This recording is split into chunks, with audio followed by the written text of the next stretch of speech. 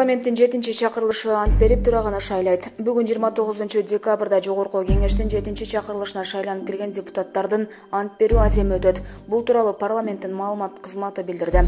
Ушул эле күнү турага шайланат деп күтүлүүдө.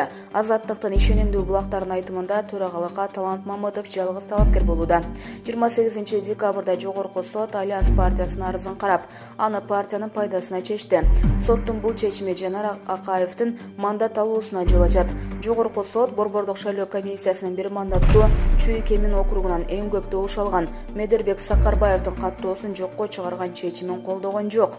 Буга чейин Жогорку сот айрым шайлоо тилкелериндеги добуш берүүнүн протоколдорун жокко чыгаруу боюнча кайрылган Азаттык партиясынын арызын канааттандырган эмес. Жашасын Кыргызстан партиясы боюнча дагы Жогорку сот ушундай эле чечим чыгарган. Бул тууралуу аталган соттун маалымат кызматы кабарлады. Парламентке бир мандаттуу 36 округдан 34 депутат, партиялык тизме менен 54 өкүлү шайланды. Булак Азаттык.